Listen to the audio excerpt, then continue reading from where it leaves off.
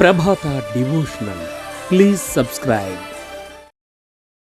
రామాయణం అంటేనే ఒక అద్భుత కావ్యం.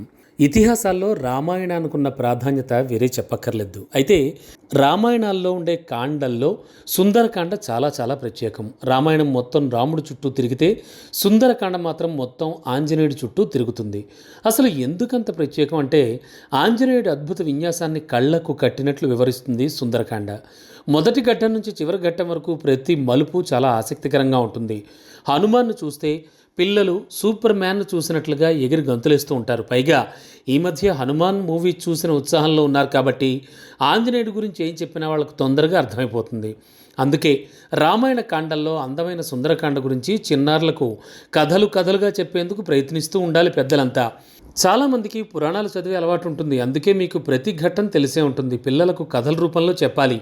ఎందుకంటే సుందరకాండ చదివినా విన్నా మృత్యుభయం, అనారోగ్యం తొలగిపోతుంది. పిల్లల్లో నూతన ఉత్సాహంతో కనిపిస్తారు. ఆంజనేయుడు సముద్రాన్ని దాటి లంకను చేరుకుంటాడు. రావణుడి దగ్గర బందీగా ఉన్న సీతాదేవిని వెతుకుతాడు. ఆ తరువాత అలాగే వెనక్కు తిరిగి వచ్చేయకుండా లంకకు నిప్పు పెట్టి మరీ తను ఎవరి తరపున వచ్చాడో తన బలం ఏంటో పరిచయం చేస్తాడు. ఆ తర్వాత సీతమ్మ క్షేమంగానే ఉందనే సమాచారం అందించేందుకు రాముడిని చేరుకుంటాడు. 4 ముక్కల్లో సుందరకాండ చెప్పేశాం అనుకోకండి సుమా. వివరంగా చదివితే ఇందులో ప్రతి శ్లోకం, ప్రతి ఘట్టం అత్యద్భుతం అని చెప్పాలి.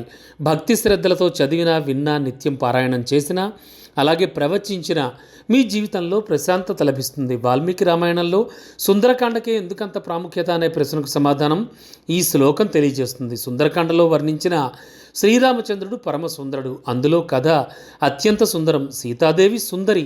ఆమె ఉన్న వనం పరమ సుందరమైనది. కావ్యం మరింత సుందరమైనది, అత్యద్భుతమైన అందమైనది. హనుమంతుడు సుందరుడు. మంత్రం కూడా సుందరమే. అసలు ఈ కాండలో సుందరం కానిది ఏముంది చెప్పండి?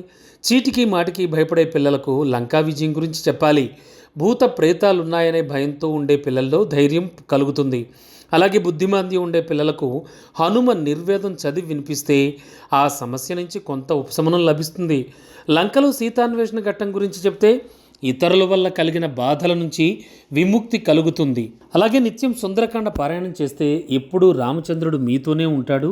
రాముడు ఉన్న చోటే హనుమంతుడు ఉంటాడు కదా. మరి అలా పిల్లలకు అర్థమయ్యేలా చెప్తే సుందరకాండ యొక్క గొప్పతనం ఖచ్చితంగా తెలుస్తుంది.